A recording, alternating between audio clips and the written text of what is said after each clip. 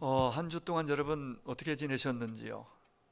정말 하루하루 아침에 시작할 때는 이제 오늘 여러 계획을 가지고 시작하는데 하루 지날 때 보면 빨리 또 한 주가 또 돌아오면 정말 빠르게 지나간다는 것을 개인적으로 느끼고, 그런 그 빠른 시간의 흐름 속에서, 그런 느낌 속에서 하나님과 나와의 관계는 어떻게 하고 지냈는지, 친밀하게 가까이 하여 하루를 또 한 주를 지냈는지 우리가 한번 돌아봤으면 좋겠습니다. 바라기는 하루하루 살아갈 때, 하루가 모여서 일주일이도 한 달도 1년이 되잖아요. 평생 우리의 삶이 되잖아요. 그 모든 평가는 하나님이 장차하실 겁니다. 그러면 나도 돌아보면서 그 삶들이 헛되지 않도록, 시간이 헛되이 흘러가지 않도록 붙잡아 둘 수는 없지만은 돌아보면서 오늘 하나님을 가까이 살면은 마땅히 우리가 해야 될 일들을 좀 더 잘 해나갈 수 있다고 보고, 또 그만큼 정말 주님이 원하시는 그러한 열매로 하나님을 드리는 결과가 나오리라고 생각이 되어집니다. 주님을 가까이 하는 그러한 저와 여러분 되었으면 참 좋겠습니다. 지난주에도 제가 말씀드렸고, 또 이렇게 생각이 나서 어제 또 오늘 찬양을 계속 듣고 따라하면서 이 가사가 참 더욱더 마음에 한편의 그 그림처럼, 한편의 참 좋은 설교로 마음에 다가와서 한 번 더 여러분에게 좀 소개합니다. 행복이라는 찬양 여러분 너무 많이 듣고 아시죠? 화려하지 않아도 정결하게 사는 삶, 무엇이 복인가 하는 것을 말하는 거죠. 가진 것이 적어도 감사하며 사는 삶, 내게 주신 작은 힘 나누어 주며 사는 삶, 이것이 삶의 행복이라고. 눈물 날 일 많지만 기도할 수 있는 것, 억울한 일 많으나 주를 위해 참는 것, 비록 짧은 작은 삶 주 뜻대로 사는 것, 이것이 행복이라는 노래입니다. 세상은 알 수 없는 그 선물, 하나님의 선물, 하나님의 자녀로 살아가는 것, 그 자체가, 그것만으로도 우리는 엄청난 가장 큰 선물을 받았고, 또 이걸 알고 누릴 수 있다면 이게 바로 행복이다, 이런 고백이 담긴 극히 성경적인 배경과 신앙적인 배경으로 고백하지 않고는 할 수 없는 가사 내용이라고 봅니다. 오늘 본문 4절에 보면은 주께서 택하시고 가까이 오게 하사, 하나님 곁에 가까이 오게 하사 주의 뜰에 살게 하신 사람은 복이 있나이다. 누가 복이 있다고요? 택하시고 하나님 가까이 오게 하사 주의 뜰에 살게 하신 사람, 세 가지를 말하죠. 하나이지만 세 가지로 구체적으로 우리에게 말씀하고 있습니다. 이걸 더 메시지 성경으로 다시 여러분에게 풀어서 한 번 더 읽어드리겠습니다. 주께서 친히 택하신 이들이 복이 있습니다. 주께서 친히 택하심 받은 사람이 복이 있습니다. 주님 거하시는 곳에 초대받은 사람은 복이 있습니다. 좀 더 쉽게 풀어서 얘기합니다. 우리가 주님의 집, 주님 하늘 저택에 있는 좋은 것들을 힘껏 기대합니다. 왜냐하면 아버지가 왕이신, 그리고 나의 아버지이신 그분이 약속했으니까 하늘 저택 천국에 있는 그 놀라운 그 복들을 이 땅에서 내려주셔서 누리도록, 장차 천국에 가서 누려야 할 그 복을, 저택에 있는, 천국에 있는 그 복을 이 땅에 누려볼 수 있도록 기대한다면 주신다고 그랬으니까. 그게 우리 앞서간 믿음의 선진들이, 우리 예수님이 보여주셨고 또 선진들이 보여주신 하나님을 가까이 하게 살 때 이 땅에서 어떤 삶의 결과가 있는가, 그 표정이 어떤가, 그 발걸음이 어떤가. 우리가 에녹 하면 하나님과 동행했던 사람 300년 그러잖아요. 노아도 하나님과 동행했던 사람으로 소개하고, 여호수아도 모세도 마찬가지예요. 아브라함도, 믿음의 사람들, 그 외에도 무명의 많은 사람들이 하나님과 가까이 하기 위해서 노력해야 되죠. 그리고 주님 가까이 있음을 느끼고 함께 했던 사람들이 불렀던 찬양이 나는 부족함이 없습니다. 나는 오늘 행복합니다. 나는 복받은 사람입니다. 라고 고백하고 있어요. 결코 그들의 환경이 남다르고 남보다 더 많이 쌓아놓고 건강이 또 막 더 장수하고 막 이런 것들을 근거로 행복하다고 말한 적이 한 번도 없습니다. 그런 것들은 조그마한 복이에요. 격가지 복이에요. 진짜 큰 복은 하나님 가까이서 그분을 느끼면서 그분과 함께 그분이 내 안에 거하고 나는 그분 안에 거하면서 그분과 함께 사는 거죠. 찬송가 430장 찬양처럼 주님과 함께 걷는 거죠. 가까이서 묻기도 하고 나도 알았어요. 주님, 하나님, 주의 뜻이 그렇군요. 말씀을 통해 내게 선명하게 보여주잖아요. 이렇게 해야 네가 행복하단다. 이게 내 뜻이란다. 이렇게 살아라. 수도 없이 우리에게 말씀을 통해 말씀하시니까 우리는 그분과 대화가 가능한 것이고, 또 뭐 지금 당장 보여지는 거 막 안 주셔도 그분이 내게 있는 것만으로도 우리는 행복할 수 있고, 그 행복을 우리는 사모해야 한다. 하늘 저택에 있는 좋은 것들을 기대합니다. 힘껏 기대합니다. 왜? 주실 것이니까. 장차 누릴 복이지만 이 땅에서도 그걸 우리는 누릴 자격이 있고 누리도록 부름을 받았습니다. 자, 예수 믿는 우리가 왜 복 있는 사람이라고 말합니까? 택함 받았기 때문에. 이 택함 받았다는 것이 우리가 이 느낌을 잘 어떤 감정적으로 느낌이 크게 와닿지 않아요. 택함 받았다. 뭐 누구나 믿는데, 누구나가 아니에요. 지구촌 인구가 작년 11월 15일 날 80억 명을 돌파했다고 여러분 뉴스 들었을 거예요. 80억이 넘었어요. 80억. 그 가운데 택함 받은 거예요. 우리 대한민국에 작년 말 22년 말 5,143만 9천 몇백 명이에요. 약 5천만 명 중에 택함 받은 거예요. 얼마나 놀라운 일이에요. 이렇게 놓고 보면 택함 받았다는 의미가 엄청 크게 와닿죠. 안양 인구가 54만 9천 몇백 명, 몇만 몇 이렇게 나가는데 약 54만 명, 60만 되던 이게 많이 줄은 거죠. 60만 정도 했었는데 작년 7월 통계입니다. 그 가운데 택함을 입었어요. 그러니까 정말 이 택함 받았기 때문에 예수 믿는 거라고 보면 틀림없습니다. 지난주에 말씀드렸습니다. 택함 받지 않은 사람은 예수 믿지 않습니다. 택함 받아서 일단 구원받은 사람들, 앞으로도 구원받아야 될 많은 사람, 택함 받은 이 땅 가운데 수도 없이 많은 사람들이 돌아와야 되고, 그건 분명한 사실이에요. 이게 가장 복 중의 복이라고 성경은 우리에게 말해줍니다. 자, 그럼 하나님 왜 우리를 택하여 구원 얻게 택해 주셨나요? 창세전에 왜 택해 주셨다고 성경은 말합니까? 영생의 복 주시려고 하나님이 다시 자녀 삼아서 하나님 함께 가까이 살고 싶어서 택한 거예요. 택해놓고 구원해주고 너 나중에 천국 가서 만나자, 이게 아니에요. 영생의 복을 주시고 하나님의 자녀로 이 땅에 사는데, 아버지 따로 하나님 따로 우리 따로가 아니라 아버지가 우리 곁에 오셔서 함께 살기 위해서 선택한 거예요. 그래서 임마누엘이라고 말하는 겁니다. 그분이 임마누엘 지금 하고 계심을 여러분 우리가 자주 생각을 놓치잖아요. 그걸 느끼며 삽니까? 하나님이 지금 내 안에 나와 함께 계신다는 것을 내가 느끼고 깨닫고 믿고 산다면은 뭐가 두렵겠어요? 지금 염려하고 두려워하는 것들 전혀 큰 근거가 없는 것들이에요. 아니 별 볼 일 없는 것들이에요.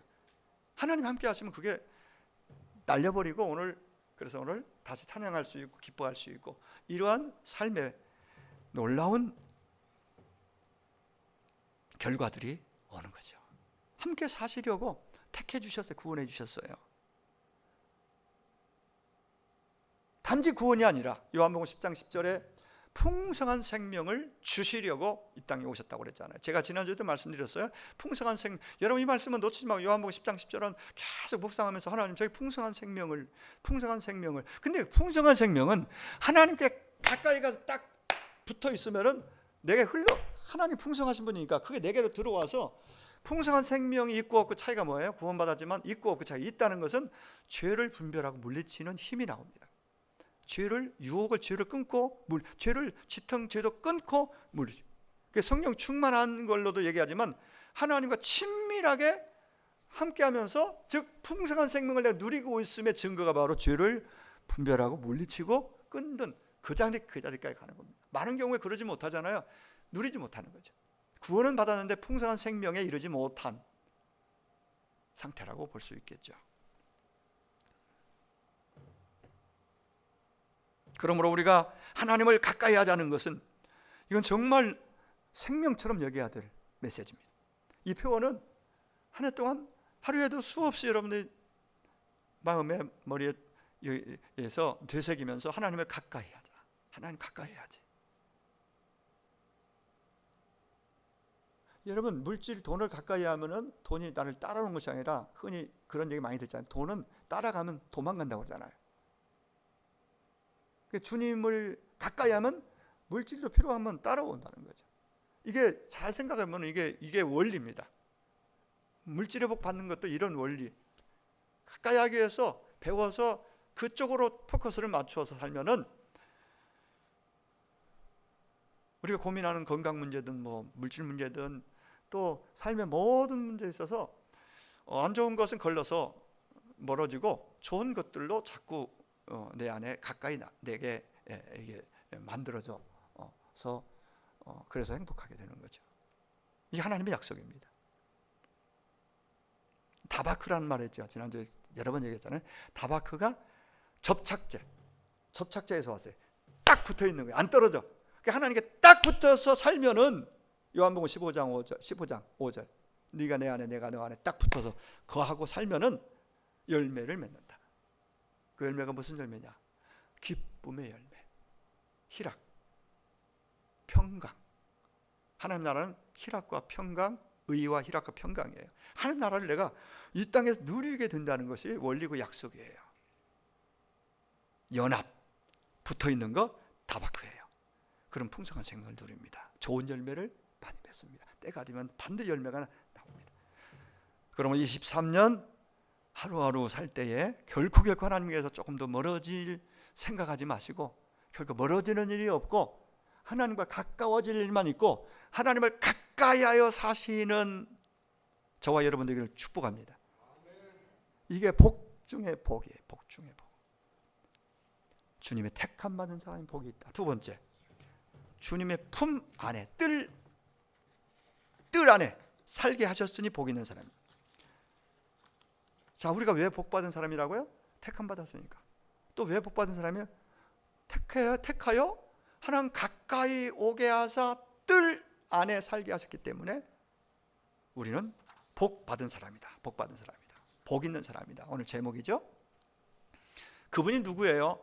그분은 우리 목자이기도 하고 아버지이시면서 왕이신 분이에요.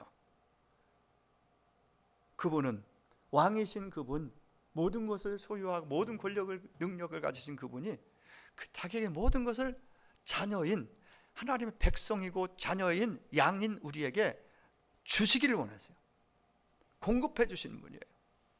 나누어 주시고, 우리는 받아서 자녀의 권세를 가지고 하나님 가까이에 살면은 자녀의 권세가 뭐예요? 누리는 거예요. 특권을 누리는 거예요. 권세는 있는데 누리지 못하면 있으나마나 권세예요. 풍성한 생명 약속했는데 그걸 겨우 구원받고 그냥 늘 사단에게, 세상에 휘두름 받고 그냥 흔들리고 늘 이렇게 살다가 겨우 예수 믿고 천국 가는 그 정도 되어서는 안 되겠다.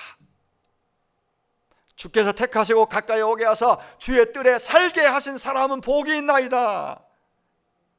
주님께서 하나님께 가까이 오게 하셔서, 택하사 가까이 오게 하셔서 하나님의 뜰에서 하나님과 친밀하게 지내는 사람을 일컬어 하나님의 최측근, 그런 얘기를 지난주에 했죠. 최측근이다.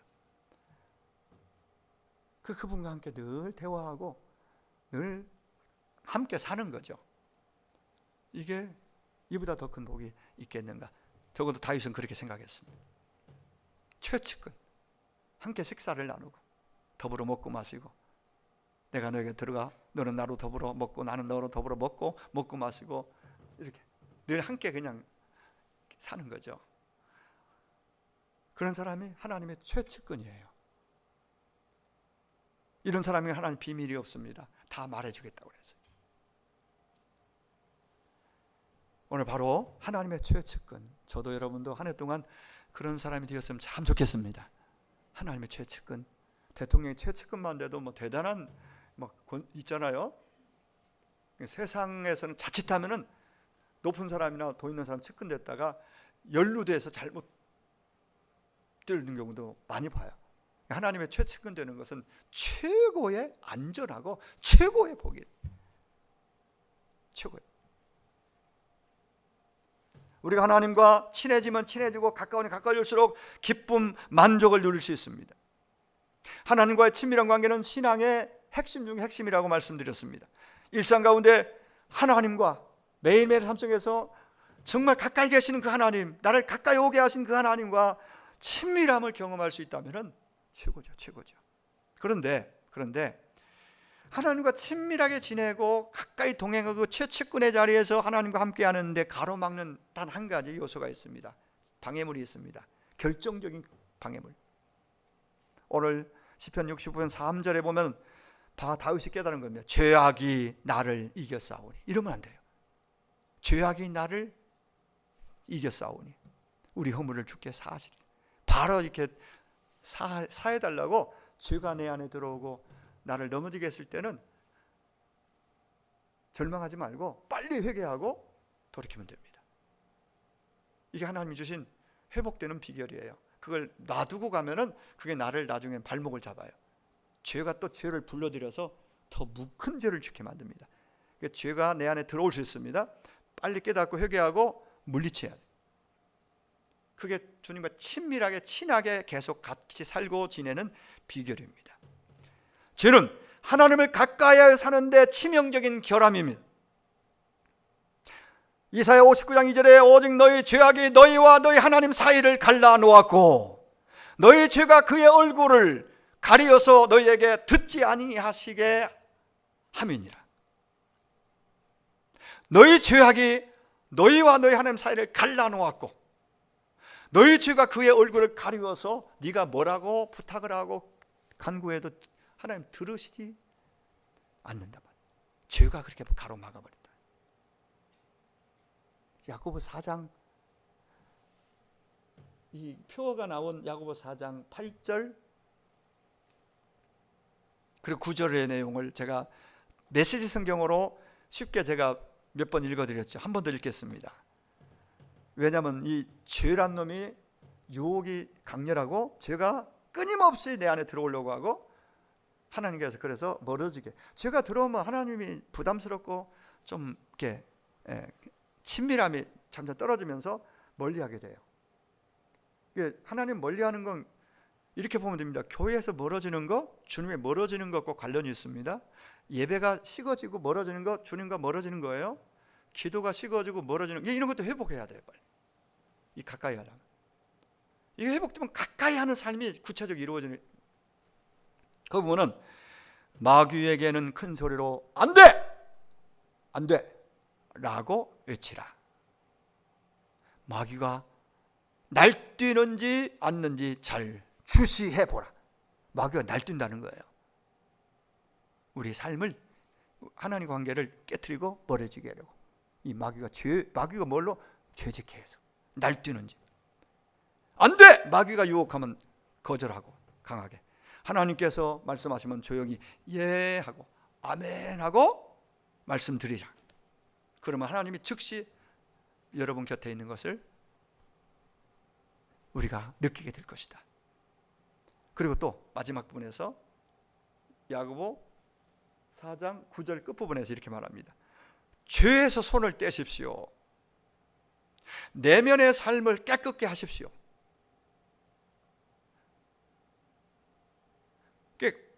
밖으로 드러난 죄, 그거 손을 떼고 죄를 끝내고 더 이상 가지 말고, 아닌 걸 하지 말고 속에서 머무르는, 그래서 자책감이 들잖아요. 죄가 들어오면은, 죄 짓고 나면 속에서 일어나는 그런 것들, 내면을 깨끗게,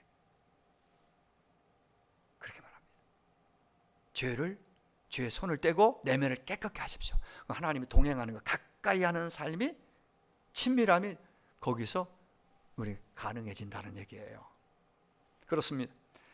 주님께서 가까이 오게 하사 택하시고 가까이 오사 주의 뜰에 살게 하신 사람에게 어떤 복이 있느냐, 무슨 복이 있느냐. 오늘 4절 본문 4절 마지막 부분에 만족하리라는 말이지. 만족. 화려하지 않아도 정결하게 하는 사는 삶, 가진 것이 적어도 감사하며 사는 삶, 내게 주신 작은 힘 나눠주며 사는 삶, 이것이 만족, 행복이라고. 눈물 날 일 많아도 기도할 수 있는 것, 억울한 일 많지만 주를 위해 참는 것, 이것이 행복입니다. 여러분, 사람들은 누구나 행복하기를 원합니다. 그런데 물어보면 행복하다는 사람은 그렇게 많지 않습니다. 사람들이 왜 행복하지 않을까요? 만족이 없기 때문입니다. 쉽게 하면 만족하지 않다. 복이 있다, 복 있는 사람이다, 행복한 사람이라는 거죠. 만족이 있는 사람이라는 거예요.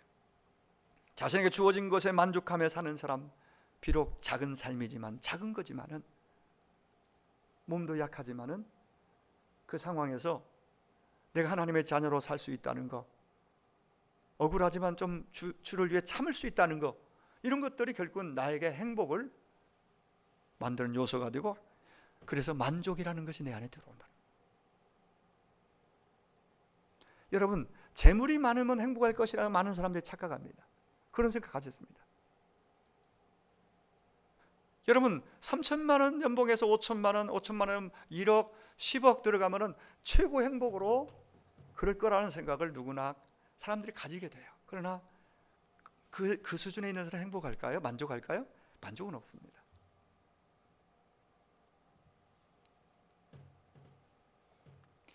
여기 코스트코에 가면은 입구 초엽에 이 반지들, 이 박스에 있고 그에 넣어놓고 반지들 쭉 막 시계들 게 있잖아요. 이렇게 무심코 지나가다 보니까 2억 몇 천만 원짜리 반지가 보이더라고요. 숫자를 한참 세고 2억. 근데 보니까 내 눈에는 글쎄 2만 원짜리 하고 큰 차이점이 못 느끼겠어요. 그럼 2억이 넘는 2억 수천만 원짜리, 2억 5천만 원짜리 다이어 박힌 반지를 끼면은 만족했을까요? 오히려 불안이 찾아옵니다. 그런 것들을 여기다 차는 거, 여기다 하는 거 막 몇 억짜리 하고 나면 그거 알아보는 사람들이, 나쁜 사람들 세상 많잖아요. 그거 훔쳐가려고 어떻게 무슨 짓 할지 어떻게 알아요? 오히려 불안해요. 오히려 많은 물질을 쌓고 더 높은 자리로 갈수록 우리가 그걸 추구하되 거기서 만족을 찾을 수도 없고 찾아서도 안 된다는 거예요. 그것이 주지 못한다는 것을 분명하게 우리는 보여줍니다. 세상에 얼마나 모으면 만족할 수 있을까? 얼마나 살면 만족할 수 있을까? 행복할 수 있을까? 100년을 산들 세월은 그냥 살같이 지나가고 어느 날 기력이 쇠하게. 이게 인생이에요. 근데 장수, 건강도 마찬가지예요. 그것이 결국 우리에게 그 자체가 우리의 만족인 행복을 줄 수 없다는 것을 우리는 알지만은 정말 속을 때가 많아요. 전도서 5장 10절에 은을 사랑하는 자는 은으로 만족하지 못하고 풍요를 사랑하는 자는 풍요로 소득으로 만족하지 못하나니 아니하나니. 세상의 어떤 것으로 만족할 수 없다는 걸 분명히 말씀합니다. 많은 것을 원할수록 채워지지 못하는 것에 대한 불만이 커집니다. 불만이 커져요. 더 하면서 그 이상 더 채워지지 않는, 그게 다 채워지지 않잖아요. 그것 때문에 불만이 생기고, 그래서 불만족이니까 행복은 달아나는 거예요. 다윗은 주님의 성전의 아름다움으로 만족한다고 합니다. 주님이 나 같은 걸 택하사 하나님 가까이 오게 하셔서 주의 뜰에 성전에 머물러 거기서 예배하며 하나님 이름 부르며 거기서 하나님과 사귐을 갖고 하나님 가까이 사는 것이 최고다. 얼마나 놀라운 근데 시편 23편에 보면은 다윗의 고백이잖아요. 그는 부족함이 없다고 고백합니다. 부족함이 없다고 고백합니다. 여호와는 나의 목자니 내게 부족함이 없다. 시편 23편의 배경을 보면요, 다윗이 막 전쟁에서 이기고 막 승승장구할 때 쓴 시편이 거의 없습니다. 쫓기고 정말 진퇴양난에 빠져서 오늘 생명을 보장할 수 없는 그 난관에 처했고 그 죽음의 사선에 있을 때 그 수많은 시편의 고백들이 나왔어요. 시편 23편도 내용이 참 굉장히 우리 잘 알고 행복한 노래잖아요. 고백이잖아요. 압살롬, 가장 아끼는 아들 중에 압살롬이라는 잘생긴 그 아들이 아버지 곁에 있는 그것들 다 정적을 제거하고 아버지조차 제끼고 왕이 되겠다고 쿠데타를 일으킵니다. 그래서 가만히 있으면 아버지도 죽을 상황이에요. 그래서 듣고는 옆에 있는 따르는 자들과 함께 급하게 신발도 못 신고 도망치면서 드린 그 배경을 가지고 드린 게 시편 23편이라고 나옵니다. 그러니까 여러분, 평안하고 모든 것이 태평할 때 부른 시편 같지만은 그래서 내가 사망의 음침한 골짜기를 다닐지라도 해를 두려워하지 않을 건 주께 나와 함께 하심이라. 목자이신 그분으로 인해 나는 그 상황에서도 만족하리이다. 최고의 만족을 고백하는데 이 만족이 뭐예요? 토부입니다. 토부가 행복이에요. 샬롬이에요. 샬롬. 인간이 하나님을 떠나기 전의 상태, 하나님을 떠나기 전 창세기 2장까지의 그 아담과 하와의 모습이 토부입니다. 좋았더라. 마음도 생각도 삶도 환경도 다 토부입니다.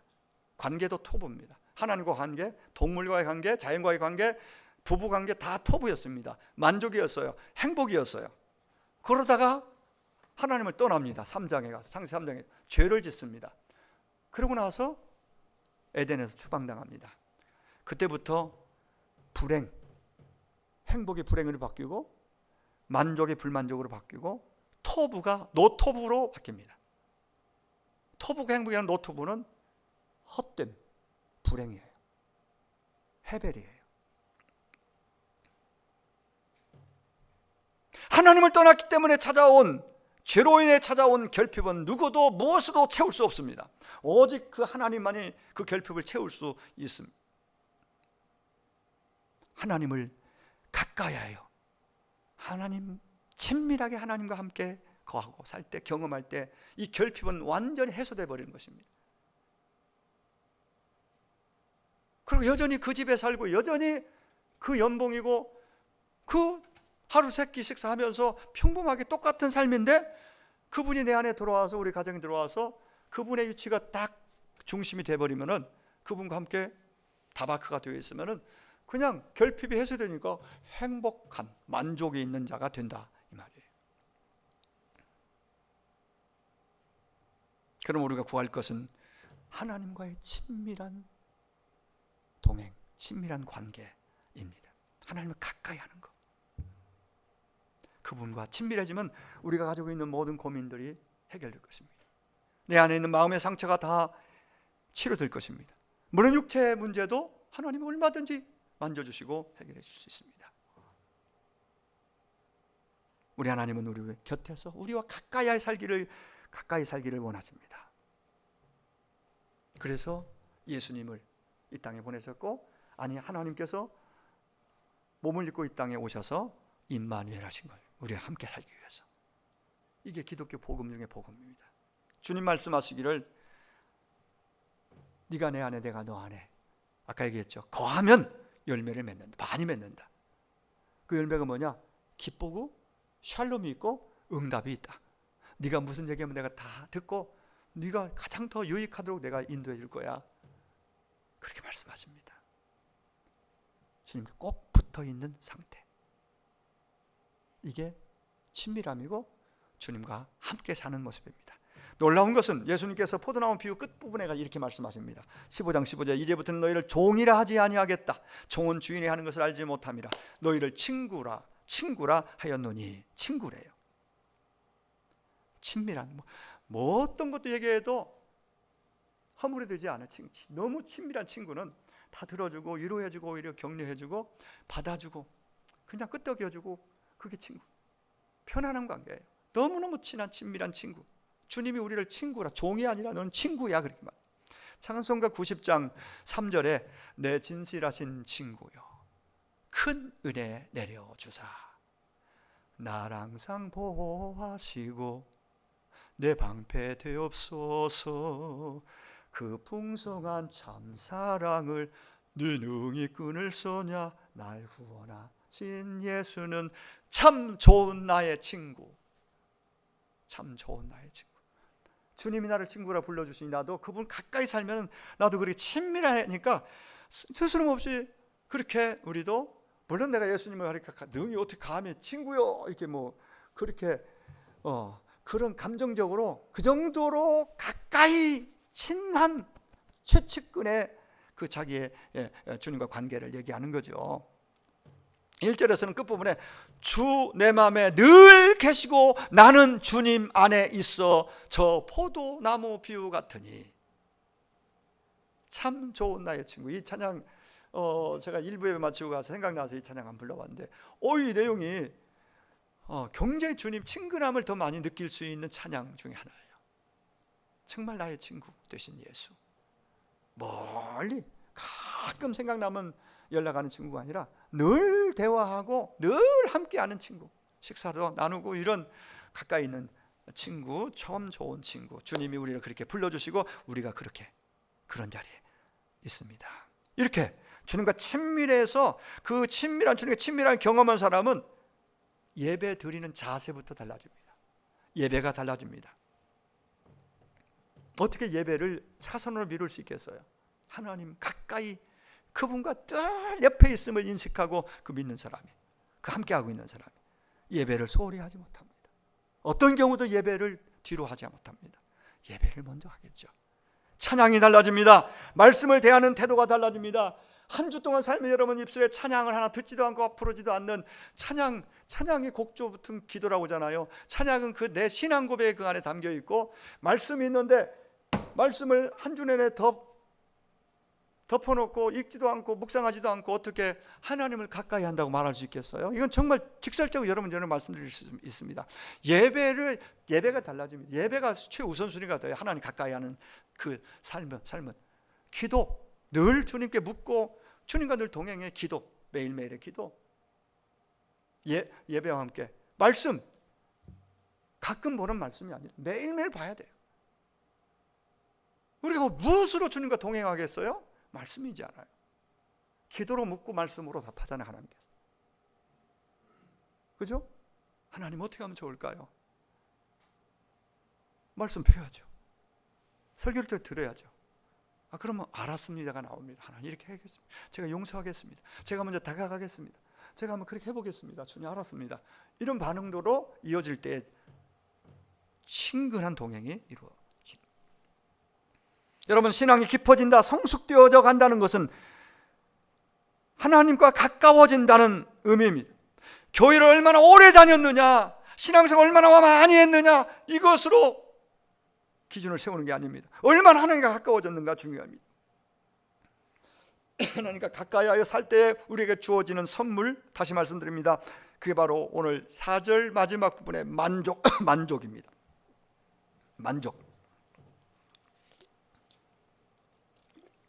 만족이 히브리어로 말하면 토부입니다. 토부 안에 샬롬이 있습니다. 평강이 있고 기쁨이 있습니다. 토부를 여러분 사모해야 됩니다. 하나님과 가까이 친밀하게 그렇게 나를 친구 삼으시니 그 멀어지지 않고 가까이 살면은 내 안에 토부가 생깁니다. 그 토부가 평강이고 기쁨이고 샬롬입니다. 그게 가장 큰 복이에요. 신령한 복이면서 실제적인 복이에요. 행복을 결정짓는 바로미터가 돼요. 기도하는 시간은 하나님과 친밀함을 가지는 시간일 것입니다. 기도하는 시간을 통해 하나님과 친밀함이 깊어지는 은혜가 있기를 축원합니다. 말씀을 펴고 말씀을 읽고 묵상하는 삶을 통해서 여러분 하나님과 더 가까워지기를 축원합니다. 모든 분주함과 바쁨 속에서도 하나님께 예배하는 시간을 놓치지 않고 예배를 우선순위 두고 하나님께 나아감으로써 하나님과 가까이 최측근이라는 그 증명서를 가지고 주님과 그렇게 살아가는, 증명되어질 수 있는 예배의 삶을 통해서 그런 여러분이 제가 되어서 하루하루가 토부가, 내 토부가 되고 노토부가 아니라 내 안의 토부가 되어지기를 간절히 원합니다. 하나님은 어떤 분입니까? 오늘 읽지 않았지만 오늘 본 시편 65편 5절 이하에 쭉 보면 하나님은 구원의 하나님입니다. 그 하나님은 모든 끝과 먼 바다에 있는 자가 의지할 주께서 의를 따라 엄유하신 일로 우리의 응답하시는 분이십니다. 주는 주의 힘으로 산을 세우셨습니다. 권능으로 띠를 띄우십니다. 바다의 설렘과 물결의 흔들림과 만민의 소유를 진정시키는, 다스리시는 그런 하나님이십니다. 다시 말해 한마디로 하나님은 창조주심, 창조주, 모주 만물이 그분의 손 안에 있습니다. 지금도 그분은 온 우주를 통치하고 계십니다. 그분이 만드셨고 그분이 온 우주를 움직이십니다. 동에서 서로 바람이 부는 것 한 점도 그분이 허락 없이는 되는 법이 없습니다. 저 전깃줄에 지저귀는 참새 중에 한 마리가 떨어지는 것도 주님 허락 없이는 되는 법이 없다라고 주님 말씀하셨습니다. 우연이요? 여러분 인생 가운데 일어나는 일들을 우연으로 생각하고 우연으로 받아들이는 것은, 이것은 팔자소관을 믿는 사람들의 삶의 태도입니다. 우연으로 보면 안 됩니다.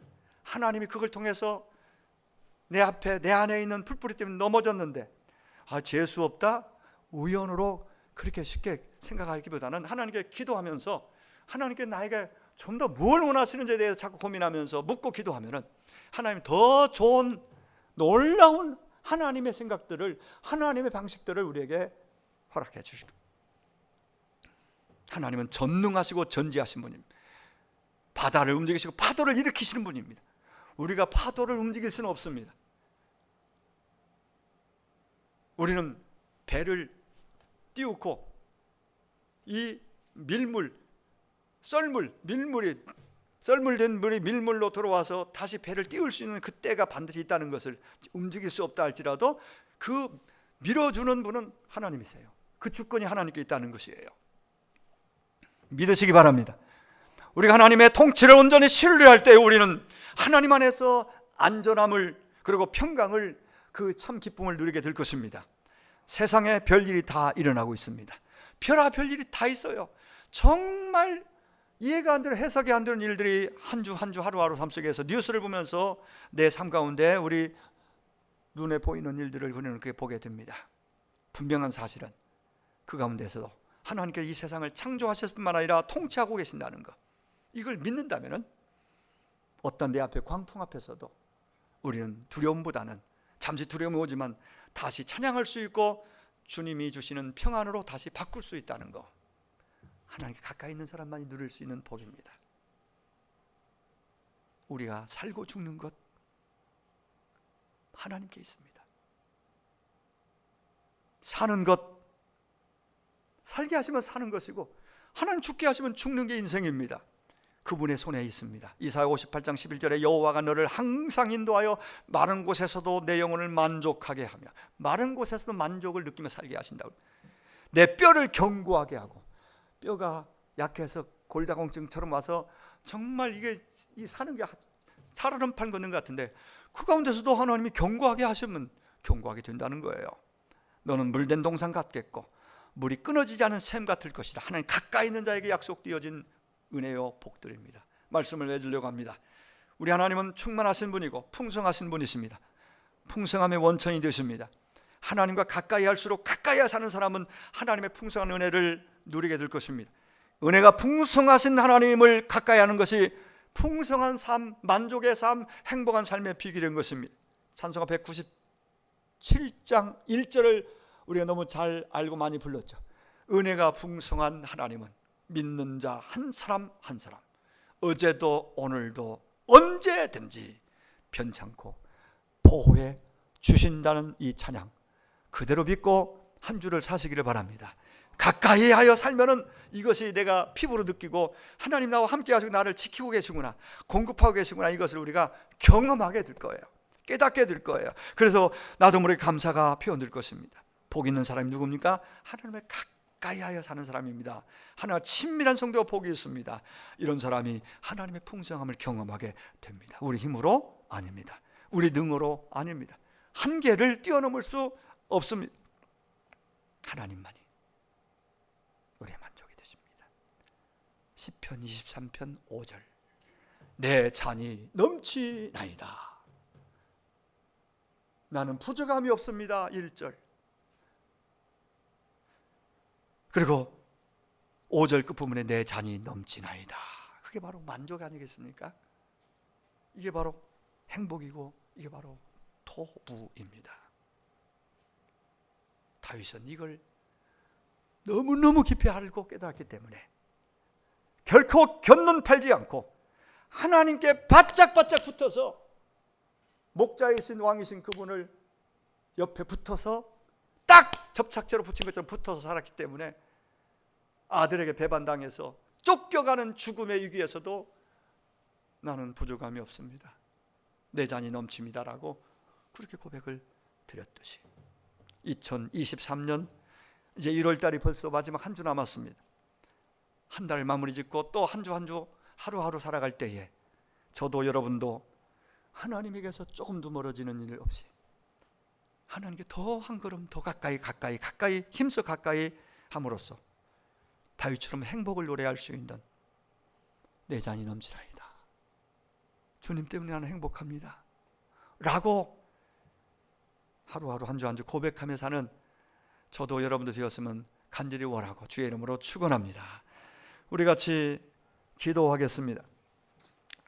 한 2분간만 오늘 기도할 텐데요, 저도 행복하고 싶습니다. 근데 행복의 비결을 알았습니다. 아니 나는 이미 복 있는 사람인 걸 알았습니다. 근데 내가 복을 누리지 못하고 있는 건 왜입니까? 하나님, 그것도 깨달았습니다. 하나님을 가까이 하겠습니다. 하나님을 가까이 하겠습니다. 그러기 위해서 기도와 말씀, 예배 생활이 우선순위가 되는 삶을 살겠습니다. 그래서 주님과 최측근으로 가까이 삶으로써 내 안에 만족이 있고 부족함이 없는 그런 고백을 드릴 수 있는 행복자가 되겠습니다. 나를, 우리 자녀들을, 우리 가족, 우리 교회를 그렇게 해달라고, 그렇게 그러한 하나님 가까이 하여 행복한 삶을 살게 해달라고 우리 같이 한번 2, 3분간 기도하기, 2분간 한번 기도하겠습니다.